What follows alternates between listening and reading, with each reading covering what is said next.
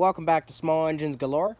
On this episode, we're going to be pulling this Kohler K series engine and replacing it.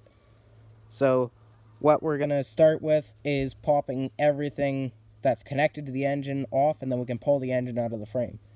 The reason why we're taking this thing apart is not only is it missing pieces like the carburetor and air filter system, but it also has a flat camshaft lobe to drive the points, which the points are actually removed right now. They're down here, and the push rod to drive them off the camshaft didn't have anywhere and measured out to correct spec, so that's how we figured out that our cam lobe is wrecked. I do have a spare engine for this thing. I'll show you guys in another clip further later on in the video once this engine's out. Alright, so the tools you guys are going to be needing for this job would be 2 1/2-inch or 13mm wrenches, 1 3/8 wrench, 1 flat screwdriver, 1 7/16 wrench, 2 9/16 or 14mm wrenches, and possibly a pair of side cutters in case your fuel line is old and leaky anyways, or cracked, in which case you just cut it. And that's it for tools. Now, let's get to pulling this engine. And joining me today is my best pal, Borb. Again. My favorite shop cat. He's always with me, even if I don't want him around.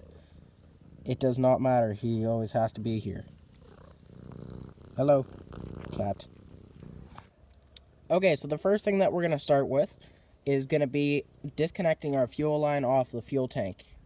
We're going to just disconnect it from this side of our fuel pump, which is right here at this hose clamp. All you should need is a flat screwdriver. Yours may differ because this is a Allis Chalmers 912 Hydro lawn tractor. It doesn't necessarily going to be the same no matter what your machine is that has this engine. Borb, stop being an idiot. But this is the usual thing. Just undo this gear clamp and then we're moving to the next thing.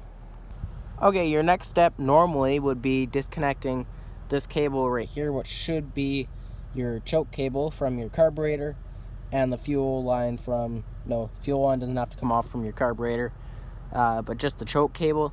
In our case, we don't have a carburetor on here, so this one's partially disconnected. You're also going to disconnect it right here, and I believe that is a 1/2-inch head bolt. I'll double check that. Next thing you're going to want to do is this flat screwdriver screw will undo this end of the cable, as well as this, which is a 7/16, to undo here and here. Then both cables are off of the engine. Okay, and then once your cable is disconnected on both ends, both of these cables and your fuel line, I think that's it for this side, aside from exhaust, which we'll move to later. We're just going to move over to the other side of your engine, and we're going to start with this wiring connection right here. It should just go right up to this little box thing here, and you're going to just go ahead and give her a pull. It usually has a clip here. This one's broken, so usually you actually have to pry it with a flat screwdriver before you pull it, but this one's broken, so in this case I just pulled on it and it goes. If yours just doesn't come off immediately, just check it and see if the clip is still there. Then you're going to take a 7/16 and undo your starter right here.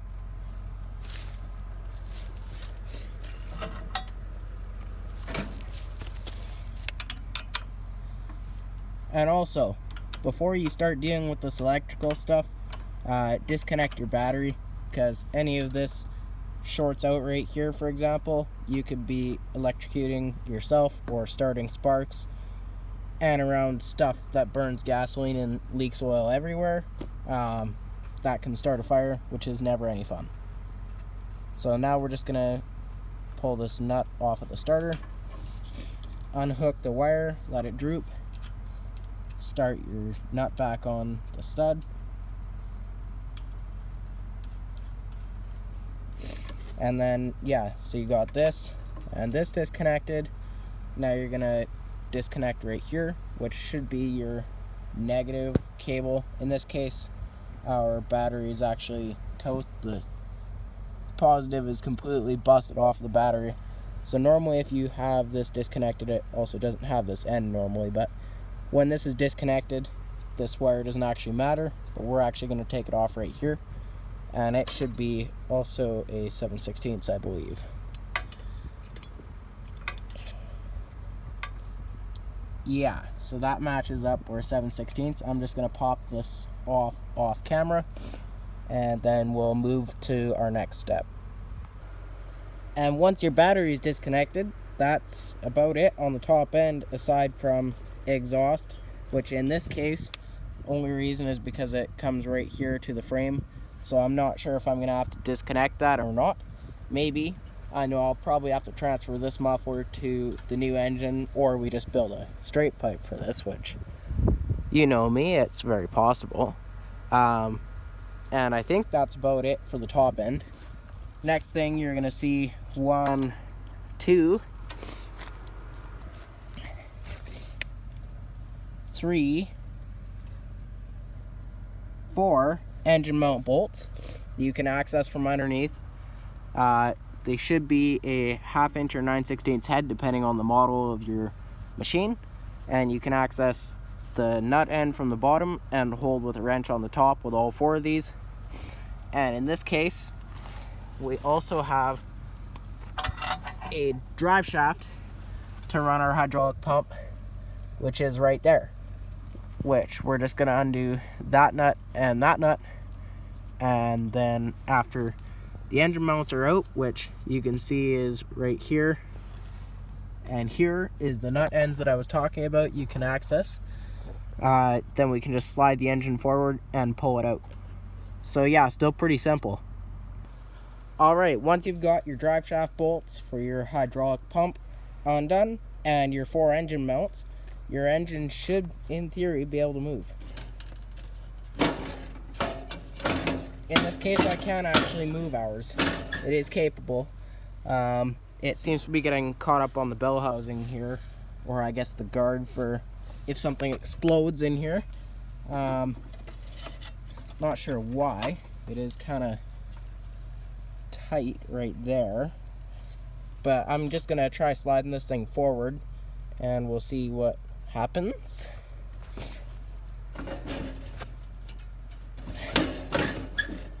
Just a minute, I'm just going to try this off camera. Okay, here's the real trick to doing it. Grab it near the front of the engine and tilt it. So there, you can see we have everything undone. Right there. Take a look before you actually try to pull this thing, because these are a big heavy engine. Yeah, everything looks like it's undone. So, once you've done that mental check, you can go ahead and roll this over to an engine hoist, hook a chain around it, and lift it out. Now I'm going to go ahead and do that in another clip here. I'm just going to see if I can get this thing out.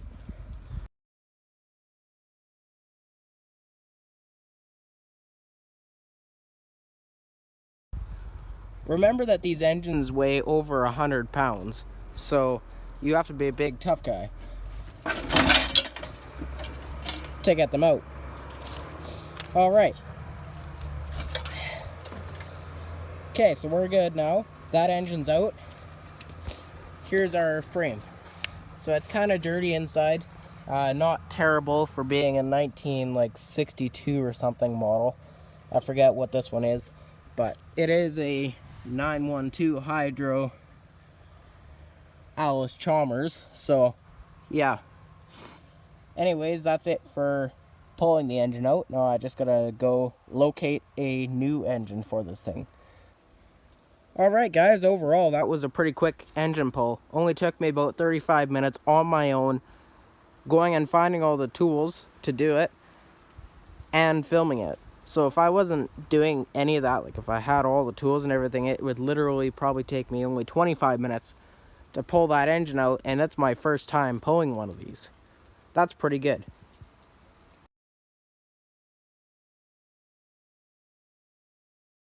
Alright folks, here is our old 12 horsepower Kohler K series engine. This one is a K301 model number. You can tell that by that tag right there.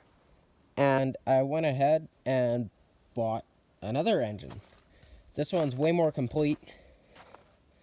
It actually has a carburetor, and it actually has its own fuel tank, but it has a giant crack in it, so we're going to be getting rid of this, and we're just going to be running this fuel tank on it.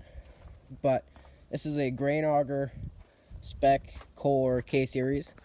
This one's marked as a 241, K241, so it should be a smaller one, which the crankshaft center lines wouldn't be the same on them. But my boss, Jason, thinks that it's probably mismarked as a 241, and originally it's actually a 341, which would be a 16 horsepower as opposed to an 8 horsepower. So hopefully our crankshaft center lines line up. If not, I know someone who can build spacers to space the engine up enough to get our drive shaft in line. That's the only thing with this, because this is a hydraulic drive. It just needs input RPM, and it should be just fine.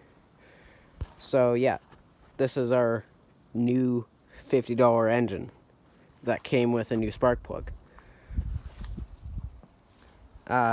Also, we're going to need to be building some exhaust for this, because, well, the tractor bucket took care of the old exhaust on this one.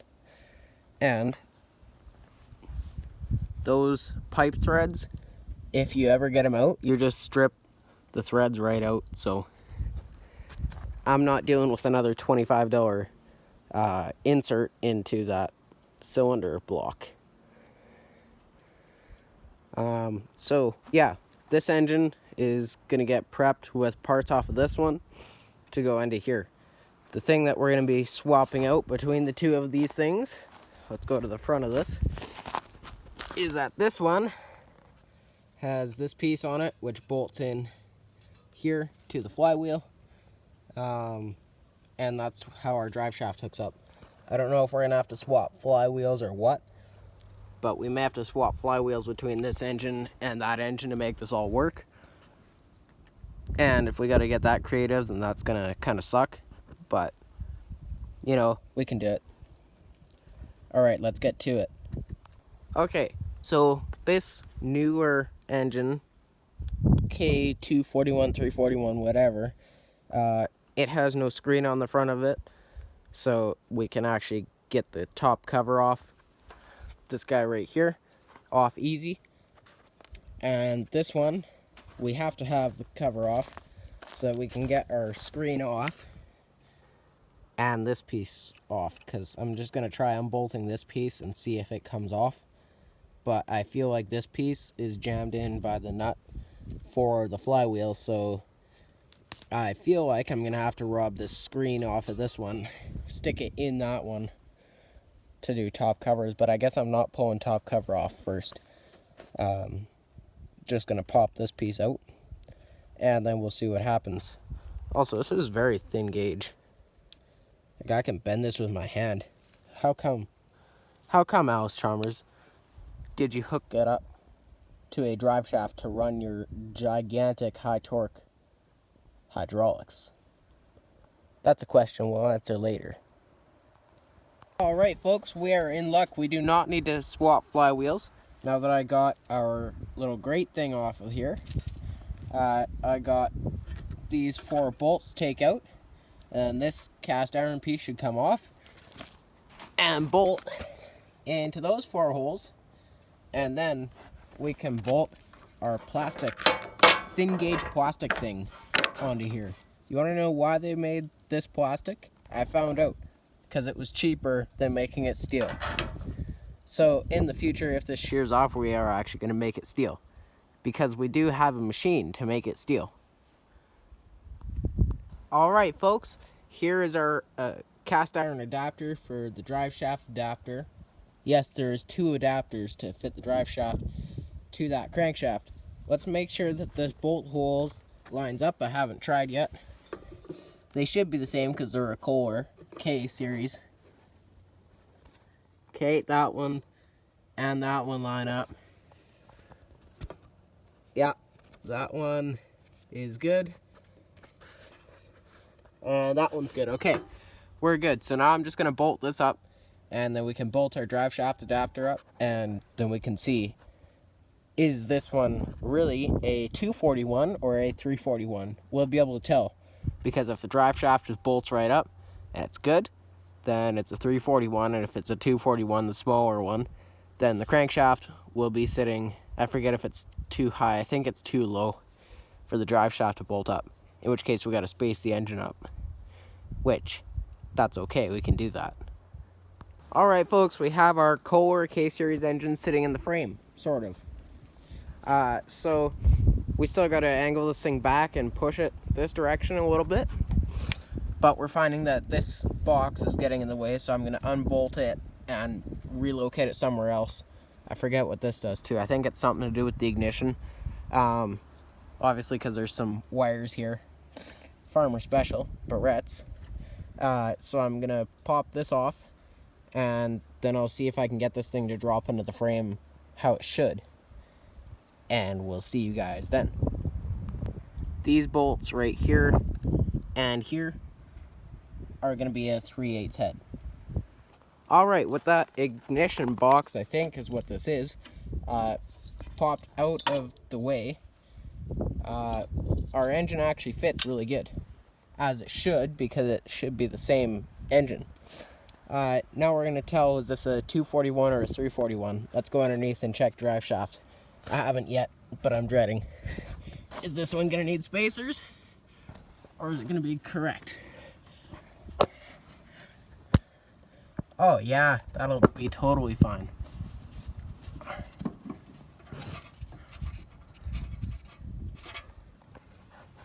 Yeah, look. Our holes actually do line up.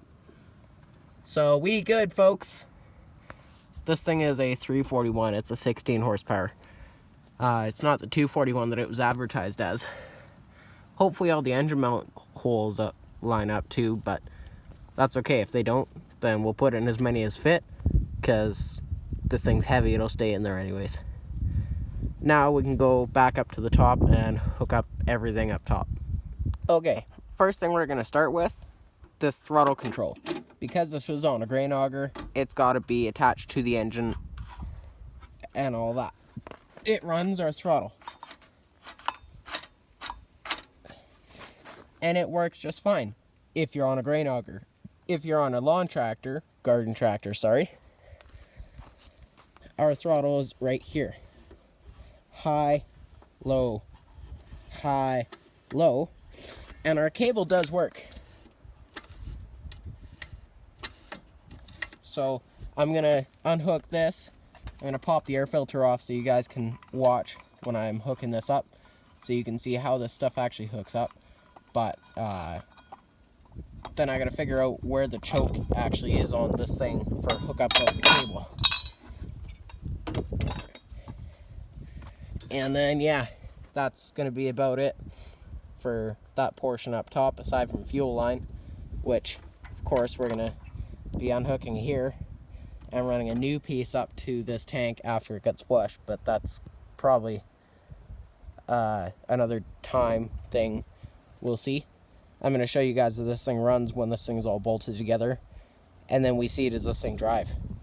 Okay, so this is our throttle cable from the lawn tractor, garden tractor, sorry. Looks like I need a float bowl on this thing, I just noticed, before it can be made to run. And if you see, this stuff is moving from the cable. So I'm going to show you guys how these cables hook up and disconnect. All you need is a flat screwdriver, and you're just going to twist it and it'll pop out if you go like a quarter turn. If it's this style of cable with the, what do I call this? 290s in it, the S curve. And so there's a, don't know if you guys can see on this piece, probably hard to get the camera to focus to it. Anyways, there is a hole. You guys can see it now. There's a hole right by the flat screw right there. Okay, and your cable's just going to go in that and then just tighten this up. You actually do need 2 hands for this, so I can't even show you guys on camera. But I'm going to take your cable and we'll see. Maybe I can do it with 1 hand. No, okay. Anyways, you're going to take your cable, shove it through that hole, tighten up that screw, and that's it. All you need to do is get to about like right where it starts turning. Just need that flat piece in there, and then it'll move the cable as needed. And then right here is our choke point, so we can open and close it manually like this, but we do actually have a cable for it. So if we can, I'm gonna try hooking it into this hole, or there's a hole right here too, and figure out where does this thing supposed to clamp to hook a choke cable up. But ours is actually seized, so maybe it'll just be a manual choke like this for now. Anyways, I gotta find a float bowl for this thing before I can finish in the next video. But you guys know where the engine mounts are. Just right in down there. And so I'm gonna bolt those up. And then I guess that's the end of this video, because everything else is either self-explanatory, where you hook the fuel line right here, or we need parts like our float bowl. So yeah, thanks for watching, guys. Hope you guys enjoyed the video. Please leave a like and subscribe.